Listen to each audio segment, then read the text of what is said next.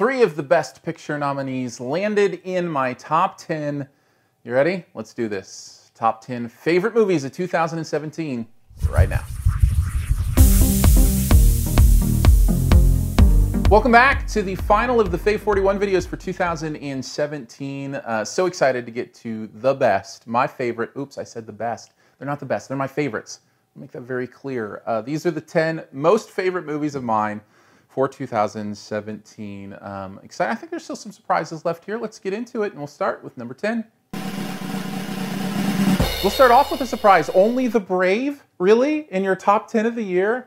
Yeah, that's how much I loved it. The fact that they took this true story, the fact that they built it around so many of these guys, these firefighters who did this amazing thing, and put them in here in a way that I felt like I knew them. This to me, I don't mean to keep going back to it, but this to me is the thing that Dunkirk didn't do that I think it could have done. Even with that many players, even with all those characters, even with the stuff that the movie's got to get to, it lays in a way for us to care about the human beings. And that's what happens here in Only the Brave. I also think it's one of the best Miles Teller's performance, if not the best Miles Teller performance. And I know I loved Whiplash too, but he is so good in this. The movie's great. I think it deserves a place in my top 10. In at number 9, a movie that did not get nominated for Best Picture. That was kind of surprised. It's I, Tonya. Actually, I'm not surprised in hindsight.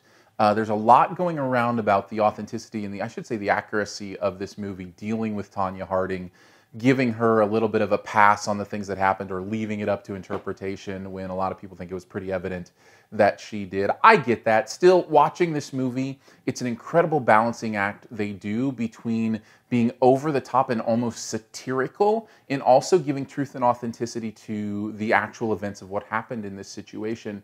I find the performances absolutely stunning work going on here all around the board, not even singling anybody out. I just think it's wonderful stuff. Okay, I'll double but 2 people out. Allison Janney, of course, is absolutely phenomenal, and Margot Robbie as Tonya Harding. Phenomenal stuff going on here.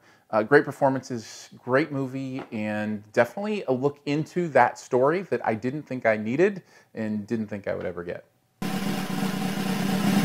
Number 8. I feel like I need music playing behind me or something for this one. Baby Driver, the best musical of the year. I know, it's my thing. I really do think Baby Driver is a musical with cars. That's really what it is.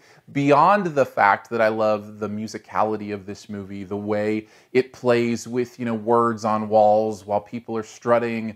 Ansel Elgort's amazing performance here. I love the way this movie uses its action choreography to emphasize the fantasy of what's going on in these movies. I also think it's a pretty powerful story, really interesting story. Does it have flaws? Yeah, that's probably why it's not my number 1 movie, because this kind of movie is perfect for me.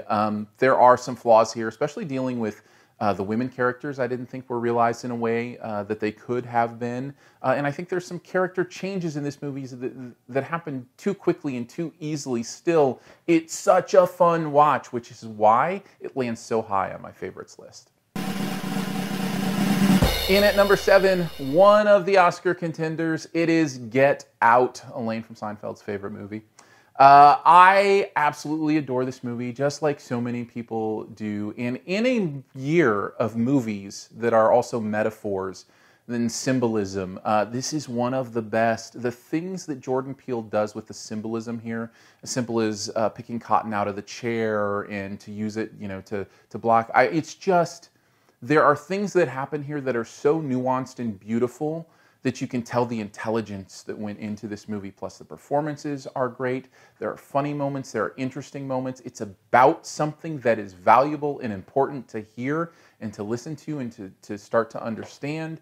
I love so much about this movie. I had actually more flaws with this movie than a lot of the movies this year, but because of its overall impact and meaning, it's really climbed for me over the year to a place where I think this is exactly where it should sit on my favorites for 2017. In at number 6, time for some circus monkeys. The Andy Circus. This is War for the Planet of the Apes. Great conclusion to this trilogy. I love the audacity of this movie. It's so interesting, so fun to watch. The technical artistry of what they are doing with these creatures is beyond anything that any movie has ever done. Is that hyperbole? Maybe. I don't know. Is it exaggeration? I don't think so. I really think this is the pinnacle of what visual effects have been. If it doesn't win the visual effects Oscar, I'll throw a fit. I'll throw my TV out the window. Let's just say that. I actually won't, just to be clear. Anyhow, phenomenal movie. I really enjoyed it. Of course, Serkis's performance is wonderful, as are the performances around him. I'm actually okay if they decide to keep making these movies and go to interesting new places, because I like that they're telling human stories with primates. I find that fascinating, interesting, and valuable. Welcome to the top 5 favorite movies of the year, otherwise known as the divisive section of the list. We'll start with one of the most divisive movies of the year, The Last Jedi. I loved it. What can I say? I loved it the first time I saw it. I loved it more the second time I saw it. I loved it even more the third time I saw it. Rian Johnson is weaving such a powerful thing into the Star Wars universe. So different than what J.J. Abrams did, and yet I love the J.J. Abrams stuff as well.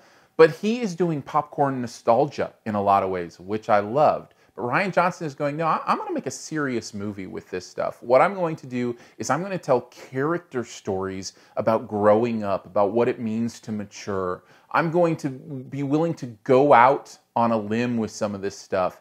Some of the visuals in this are the best of the year. Some of the emotions and experiences, probably because I'm already tied into Star Wars so deeply, personally, nostalgically, are the best of the year. It had to be in the top 5, and coming in at number 5, I think, is the right spot.